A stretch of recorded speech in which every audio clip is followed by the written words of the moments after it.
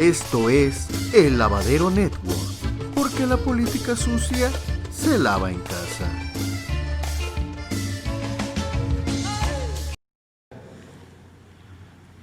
De Seguridad Pública. Muy bien, adelante.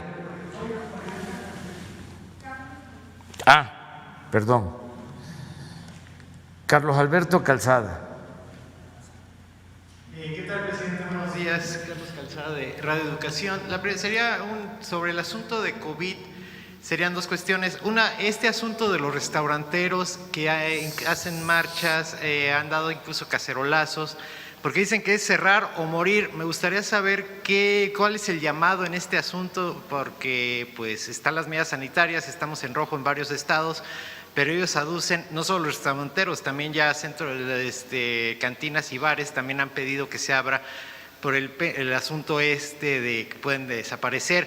Si bien el gobierno de la Ciudad de México ya ha anunciado que hay una mesa de negociación, ¿su gobierno daría apoyos en este sentido a este sector que es tan importante? Y también sobre vacunas, me gustaría preguntarle al canciller Marcelo Ebrard. Hay voces en Estados Unidos que han clamado que los mexicanos que están radicando allá sin papeles no tendrían derecho a ser vacunados. Me gustaría saber cómo se podría garantizar para estas personas el acceso a la vacuna allá en los Estados Unidos. Sí, lo primero lo está viendo ya la jefa de gobierno, está atendiendo esta petición, esta demanda. Y acerca de la vacunación de nuestros paisanos, sí me gustaría que nos explicara. Señor presidente, con su permiso, compañeros secretario de la Defensa, de la Marina, señor secretario de Salud, secretaria de Seguridad y Protección Ciudadana y consejero jurídico. Señoras y señores, bueno, brevemente diría lo siguiente. Vamos a nosotros a invocar el Tratado de Libre Comercio, ahora el TMEC o USMC, en el capítulo laboral. El capítulo laboral es el capítulo 23 del tratado y establece, cosa que cuidamos en la negociación, o se cuidó en la negociación por el equipo mexicano, dos artículos en especial. El artículo 23.3, derechos laborales, que dice: cada parte, México y Estados Unidos, asegurará que los trabajadores migrantes estén protegidos conforme a sus leyes laborales, sean o no nacionales de la parte. Esto fue algo que México insistió mucho y así quedó establecido. Repito, cada parte asegurará que los trabajadores migrantes estén protegidos conforme a sus leyes laborales, sean o no nacionales de la parte. El artículo 23.8, trabajadores migrantes. Las partes reconocen la vulnerabilidad de los trabajadores migrantes con respecto a las protecciones laborales.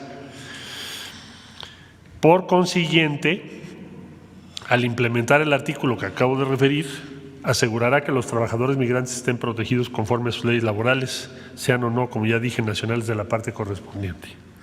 ¿Esto qué significa?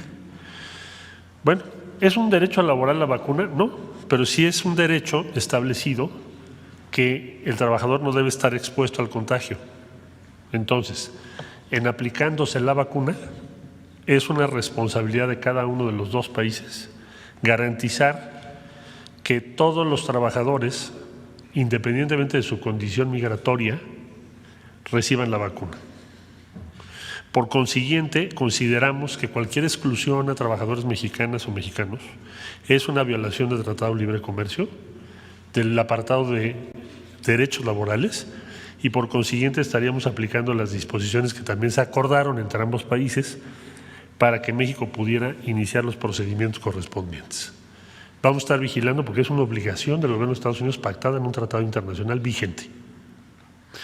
Los derechos laborales yo sé que le interesan mucho a los sindicatos en Estados Unidos respecto a lo que hacemos en México, al cumplimiento de la legislación mexicana. Incluso Trump, uno de los principales líderes sindicales, lo acaba de decir, que están preparados para a partir del día 21 de enero, en su caso, instaurar paneles si México no cumple con la legislación laboral de nuestro país.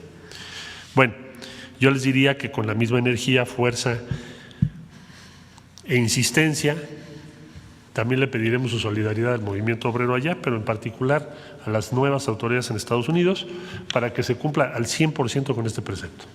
Es lo que va a hacer México. Se debe garantizar, porque es una obligación del gobierno de los Estados Unidos. Gracias. La segunda pregunta, presidente, sería…